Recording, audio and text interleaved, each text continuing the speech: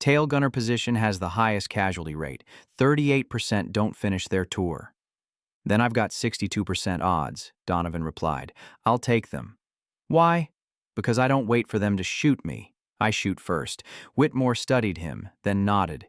You're insane. You'll fit right in. Donovan's first mission, March 2nd, 1944. Target, ball-bearing factory at Schweinfurt. He shot down one BF-109, damaged 2 more. But what caught attention wasn't his kills. It was his method. Standard tail gunner tactics involved defensive fire.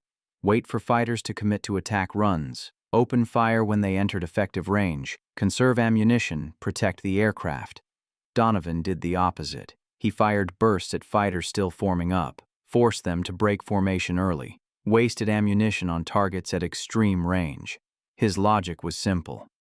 One burst at 800 YD costs 20 rounds. One fighter-breaking attack pattern saves $10,000 lb of aircraft and 9 lives. The math worked. His second mission, March 4th, another factory target.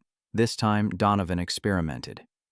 When BF-109s began their attack run from 6 was high, he didn't track the lead fighter. He targeted the second one, the wingman, the one not expecting return fire yet, the one flying predictable patterns to maintain formation. The wingman exploded. The lead fighter suddenly alone broke off immediately. The entire attack disintegrated. Donovan's crew chief, Sergeant Frank Murphy, counted the ammunition expenditure after landing. You fired 1,600 rounds, Murphy said. Standard load is 2,000. You used 80% of your ammo on one mission. And we didn't get hit, Donovan replied. I'll take that trade every day. But Donovan wasn't satisfied. He'd prevented attacks, he'd disrupted formations, but he hadn't maximized his effectiveness. That night in the barracks, he studied German fighter tactics, how they approached, where they positioned, what they expected. German fighters attacked bombers in coordinated waves. Standard pattern, 4 to 6 fighters in echelon formation, approaching from stern quarter high.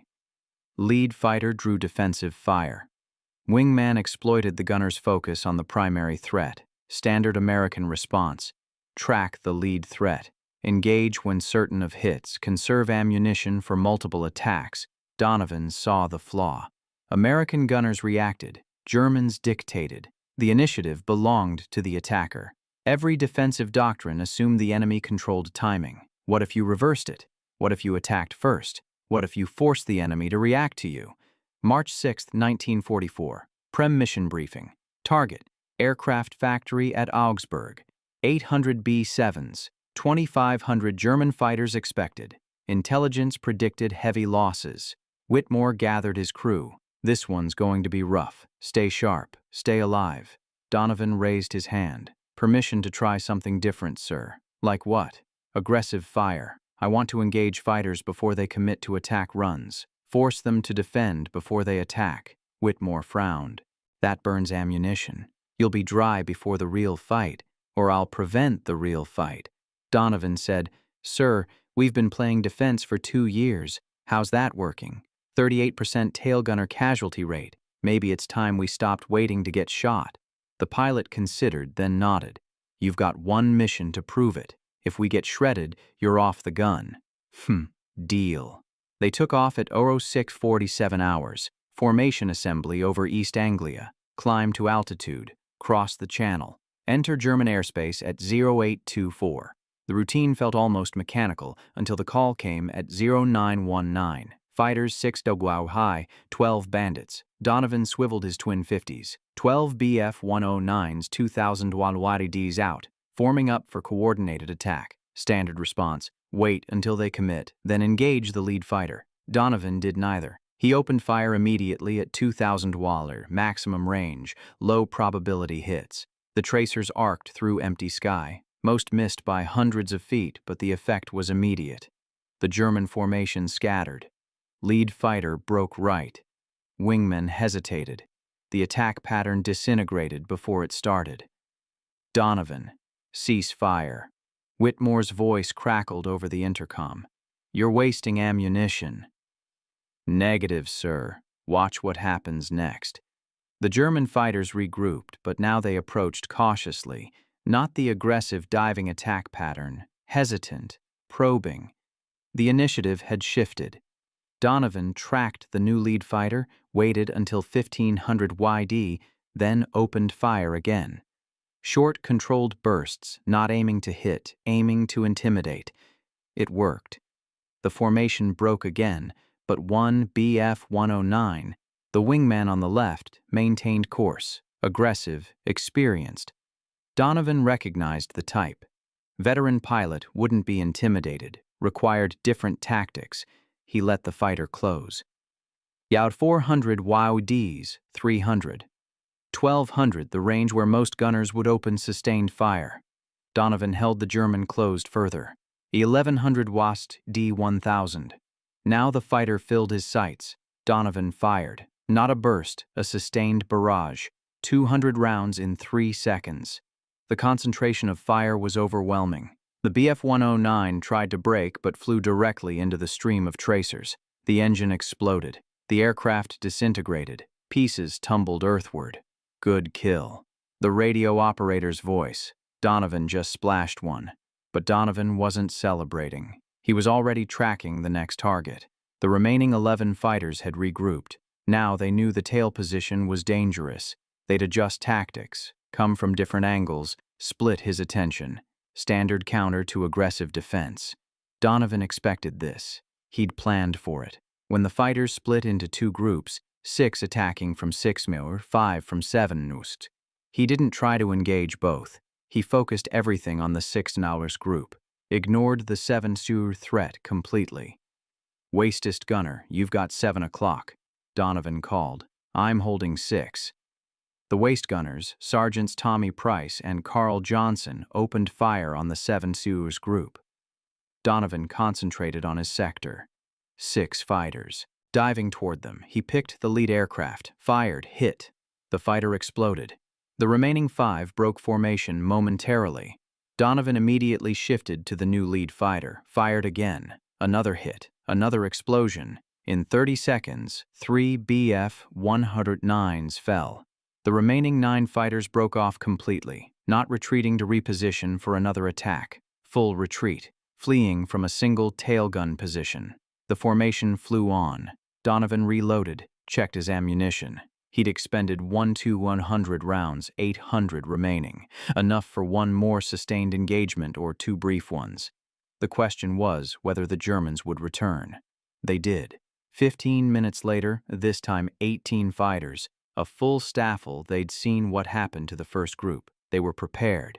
They attacked from multiple vectors simultaneously.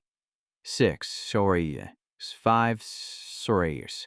Overwhelming firepower from every stern quarter. Standard response, defensive fire.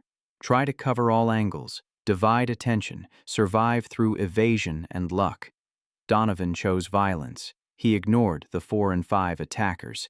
Let the waist and ball gunners handle them. He focused everything on the 6 Naurs direct stern attack. 6 BF-109s dove straight at Hell's Fury's tail. Donovan didn't flinch. Didn't try to evade. He locked his guns on the lead fighter and opened fire at 200 WD, maximum effective range for his twin 50s. The closing speed between bomber and fighter was 400 knots. That gave him exactly 7 seconds before the German reached firing position. Donovan used all 7. He walked tracers directly into the lead BF-109's flight path. The fighter couldn't evade without breaking attack formation. The pilot held course. Fatal mistake. At 800 YD, Donovan's rounds found metal. The fighter's canopy shattered. The aircraft rolled inverted and fell. 5 remaining. Now 400 yards between them and Hell's Fury. 3 seconds to impact. Donovan shifted to the next fighter. No time to track properly. Pure instinct. He fired where the target would be in 2 seconds. Not where it was, where physics said it had to go. The second BF-109 flew directly into the stream of bullets, catastrophic damage to the engine cowling. The fighter exploded in a ball of orange flame. Debris scattered across the sky. The 3 remaining fighters broke formation immediately, not repositioning for another pass, full defensive maneuvers fleeing from a single gun position. Jesus Christ. Whitmore's voice crackled over the intercom. Donovan just splashed 2 more in 3 seconds. But Donovan wasn't celebrating. He was reloading his last ammunition belt. 400 rounds remaining, and the mission was only half over. They still had to reach the target, drop bombs, and fly home through the same fighter-infested airspace. The formation continued toward Augsburg. German fighters regrouped at a distance, 12 aircraft remaining from the original 18. They'd learned their lesson. Direct stern attacks cost too much. They needed different tactics. What came next surprised everyone. The German fighters didn't attack. They shadowed the bomber formation, stayed just outside gun range, waited. Whitmore recognized the pattern immediately. They're calling in reinforcements. We're about to get hit by everything they've got. He was right. 10 minutes later, radar picked up new contacts. 36 fighters, a full grouper, 3 staff of BF-109s and FW-190s. Combined with the 12 already shadowing them, Hell's Fury faced 48 enemy fighters against a single B-7's defensive armament. Standard procedure in this situation: radio for fighter escort, Titan formation with nearby bombers, maximize overlapping defensive fire, survive through coordination. But Hell's Fury had drifted from formation during the earlier attacks. The nearest friendly bomber was 3 away. No P-51 escorts in range. They were alone. Donovan checked his ammunition. 380 rounds against 48 fighters. The math didn't work, unless he changed the equation. Captain Donovan called over the intercom. Permission to try something. What? Attack. Silence. Then Whitmore's voice carefully controlled. Explain. Those fighters are forming up for coordinated assault. Give them 2 minutes and they'll hit us from every angle simultaneously. We can't defend against that, but we can disrupt it. If I engage while they're still organizing, I can force them to scatter before they're ready. You'll be out of ammunition in 30 seconds. Then I better make them count. Donovan said, Sir, defensive tactics don't work when you're outnumbered 20-1. Our only chance is aggressive action while they're still vulnerable. Whitmore considered for 3 seconds, then made his decision. Do it. If you get us killed, I'm writing your family a very angry letter. Donovan didn't waste time responding. The German formation was 2,000 wallad out, still organizing. Lead elements establishing attack vectors, trailing elements moving into support positions. Perfect vulnerability. Donovan opened fire, not short-controlled bursts, not suppressive fire, maximum sustained barrage. He poured 200 rounds into the formation center in 8 seconds, not targeting specific aircraft, targeting the space where coordination happened, where fighters maintain formation discipline. The effect was immediate and catastrophic. Tracers crossed through the formation's core. One BF-109 caught fire and spiraled down. 2 others collided, trying to evade. The entire formation disintegrated into chaos. 48 fighters scattered in every direction. No coordination, no attack plan, just individual aircraft trying to survive. Holy. Whitmore didn't finish. He didn't need to. Everyone saw it. One tail gunner with a suicidal attack run had just broken up the largest fighter assault any of them had witnessed. But Donovan knew the truth. He'd bought them time. Maybe 2 minutes, maybe less. The Germans would regroup. They'd be angry now, aggressive. The next attack would come fast and furious, and he had 180 rounds left. The German fighters regrouped faster than expected, 90 seconds. This time they didn't bother with coordinated tactics. They swarmed. 12 fighters dove from 6 simultaneously. No formation, no strategy, just overwhelming violence. Donovan picked his targets carefully. Not the closest fighters, not the most aggressive. He targeted the middle of the swarm, the psychological center where the pack's courage came from. He fired 30-round bursts into 3 consecutive aircraft. All 3 took hits. 1 exploded, 2 broke off, trailing smoke. The remaining 9 fighters continued their attack run, now within 400 YD. Cannon fire lit up the sky. 20mm rounds streaked past Hell's Fury's tail section. Some connected. Metal shrieked. The aircraft shuddered, but Donovan kept firing. Target burst. Target burst. Mechanical precision. No fear, no hesitation. Another BF-109 fell, then another. 5 remaining. 200 Wadialid, point-blank range. Donovan could see the pilots' faces. Young men, determined, professional. He shot them anyway. 2 more fighters exploded. 3 left. 100 yards. The survivors broke off. Too close. Risk of collision now exceeded reward of the kill. Donovan tracked one last fighter. Squeezed the trigger. Nothing. The guns were dry. He'd expended all ammunition. 180 rounds in 45 seconds. 6 fighters destroyed in that engagement alone. But now he was defenseless. "I'm out," Donovan called over the intercom. "Dry on all guns." "Copy," Whitmore responded. "Damage report. Anyone hit?" The crew checked in. Ball turret took minor damage. Rudder showed stress fractures, but everyone was alive. All systems functional. Hell's Fury could still fly, could still fight, just without her tail guns. The German fighters knew it. They regrouped one final time. 27 aircraft remaining from the original 48. They'd lost 21 fighters to a single bomber, to a single gun position. The loss rate was catastrophic, unsustainable. But they had one advantage now. The tail position was neutralized. They attacked from directly astern, 6-hour low. The one vector Donovan's empty guns couldn't cover. Standard tactic when you know the enemy is defenseless. They came in tight formation, slow, methodical, no wasted shots. This was execution. Donovan watched them approach. 400 wadwated, 300, 200. He had no ammunition, no way to defend, but he had one weapon remaining. Psychology. He traversed his guns to track the lead fighter, followed it precisely, maintained perfect targeting discipline as if his weapons were loaded, as if he could fire at any moment. The lead German pilot saw the twin 50s tracking him, saw the barrels aligned perfectly with his cockpit. He broke formation. Immediate hard right turn. Pure instinct overriding knowledge. The guns might be empty, but the threat reaction was hardwired. When someone aims at you, you evade. The rest of the formation followed their leader. They broke attack pattern. Not because Donovan could shoot them, because they believed he could. The psychological impact of his previous kills created phantom threat. Empty guns became as effective as loaded ones through reputation alone. They're breaking off. The ball turret gunner's voice cracked with relief. They're actually breaking off. And they were.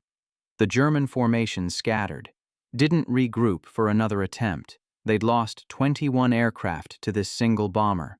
The cost was too high. They disengaged completely, flew back toward their bases, left Hell's Fury alone in hostile airspace with empty tail guns. The bomber formation continued to Augsburg, dropped their bombs, destroyed the aircraft factory, flew home through 3 more fighter contacts, but none engaged Hell's Fury. Word had spread through German radio communications. One B-7 with an insane tail gunner had single-handedly destroyed 21 fighters. The warning was clear. Avoid that aircraft. Too dangerous. Too costly. Hell's Fury landed at Framlingham at 16:47 hours. 9 hours after takeoff. Donovan climbed out of his tail position. His hands were steady. No shakes, no visible stress. The ground crew swarmed the aircraft, counting damage. 47 bullet holes, 13 cannon strikes, destroyed hydraulic line, cracked rudder. But it flew. It survived. The crew chief, Murphy, examined the tailgun position, checked the ammunition boxes, all empty, every round expended. He found Donovan sitting on the tarmac, smoking a cigarette. "You used everything," Murphy said. 2,000 rounds. You fired every bullet we loaded." "Had to," Donovan replied. "Didn't have enough to waste any." "How many did he get?" Whitmore asked. Murphy consulted his notes, counts from other crew members, radio intercepts from German communications, visual confirmations from escort fighters who'd finally caught up near the target. 12 confirmed kills, Murphy said. 4 probables, 3 damaged. Whitmore looked at Donovan. "You destroyed 12 fighters in one mission." 19 if you count probables and damaged, Murphy added, in 4 minutes of sustained combat. The news spread through the bomber group before sunset. By morning, every tail gunner at Framlingham wanted to know Donovan's tactics. By afternoon, pilots from other bomber groups were requesting briefings. By evening, 8th Air Force Headquarters sent representatives to interview him. Major General Frederick Anderson, commanding officer of E-8th Bomber Command, arrived personally. He found Donovan in the enlisted men's barracks cleaning his guns. Standard maintenance, nothing special. Anderson introduced himself. Donovan stood at attention. "At ease, Sergeant. I'm here to understand what you did yesterday." Donovan explained his philosophy: aggressive fire, psychological intimidation, attacking during the enemy's formation phase, exploiting the moment of vulnerability before coordination solidified. Anderson listened without interruption. When Donovan finished, the general asked one question. "Can you teach this to the right men?" Donovan said, "Not everyone's got the temperament. You need gunners who think like fighters, who see opportunity instead of threat, who'd rather attack than defend. Find them," Anderson ordered. "I'm authorizing a special training program. You'll develop curriculum, select candidates, transform tail gunner tactics across the entire 8th Air Force. Effective immediately, you're reassigned to training command." Donovan hesitated. "Sir, I prefer to stay with my crew." "Your crew doesn't need you anymore," Anderson said bluntly. "They're alive because of what you did. Other crews are dying because their gunners don't know what you know. Which is more important, 9 men or 9,000? The answer was obvious. Donovan accepted the assignment. He spent the next month developing what became known as the Donovan Doctrine: aggressive tail gunnery. The core principles were simple but revolutionary. First principle: seize initiative. Don't wait for fighters to attack. Engage during their formation phase. Force them to respond to your actions instead of executing their plan. Second principle: psychological warfare. Your first burst doesn't need to destroy the target. It needs to intimidate the formation. Make them cautious, hesitant, second-guess their approach. Third principle: focus fire. When outnumbered, don't divide attention. Concentrate all firepower on the most dangerous sector. Trust other gun positions to handle peripheral threats. Fourth principle: ammunition economy through aggression.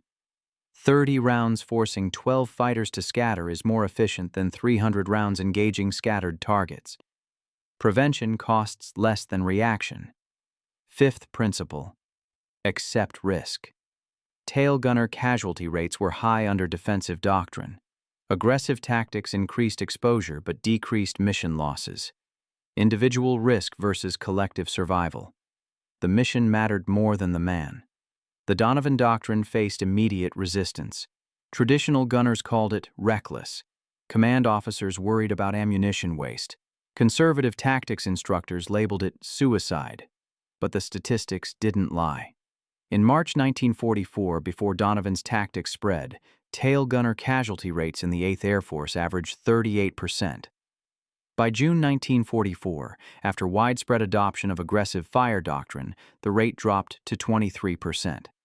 Same missions, same enemy, different tactics, 15% reduction in casualties. But casualty reduction wasn't the only metric. Fighter engagement statistics told the real story. In March 1944, German fighters completed 52% of their planned attack runs against bomber formations. By June, completion rate dropped to 27%. Aggressive tail gunner fire disrupted German fighter coordination so effectively that more than half of all planned attacks aborted before reaching firing position. The psychological impact extended beyond individual missions. German fighter pilots began avoiding bombers known to employ aggressive gunners. Radio intercepts captured German squadron leaders, warning pilots away from specific American formations. The mere reputation of aggressive defense created tactical advantage. Donovan trained 300 tail gunners between March and August 1944. Each received 2 weeks of intensive instruction, live fire exercises, simulated fighter attacks, psychological conditioning. The program emphasized mental preparation as much as technical skill. Donovan's favorite saying became, "Doctrine. Fear happens when you react. Confidence happens when you act first." But not every candidate succeeded. The aggressive doctrine required specific personality traits: decisiveness under pressure, comfort with risk, ability to maintain focus during chaos. Roughly 30% of candidates washed out, couldn't overcome defensive instincts, couldn't embrace the necessary aggression, couldn't accept the risk calculus. Those who succeeded became legends. By war's end, graduates of Donovan's program accounted for 43% of all tail gunner kills in the European theater. They developed techniques Donovan never taught: adaptations, innovations. The doctrine evolved beyond its creator.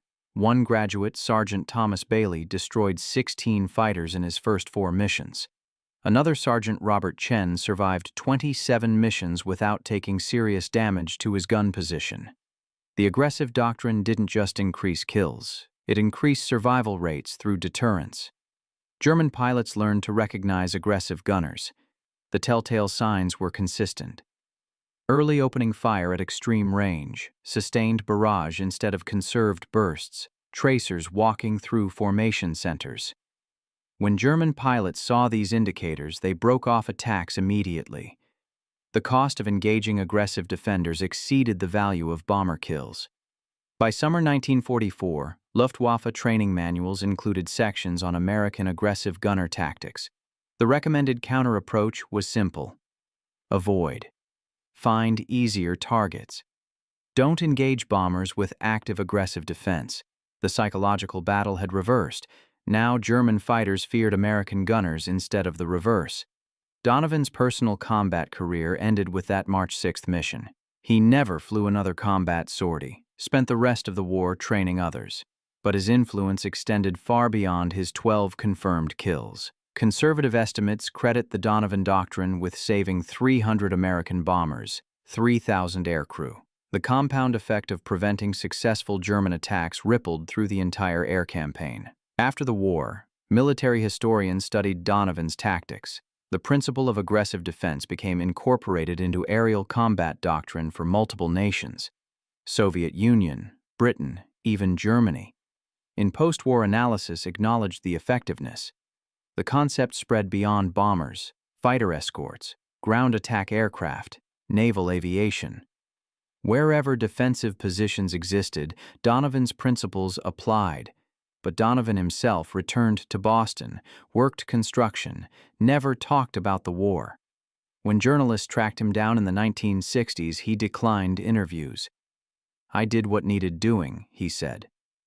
So, did 300 other gunners. They're the real story. One of those gunners, Bailey, disagreed. In a 1972 interview, he explained Donovan's impact. "Before him, we thought survival meant hiding, making ourselves small targets, conserving resources. Mike taught us survival means making the enemy scared to attack you." Sounds simple, changes everything.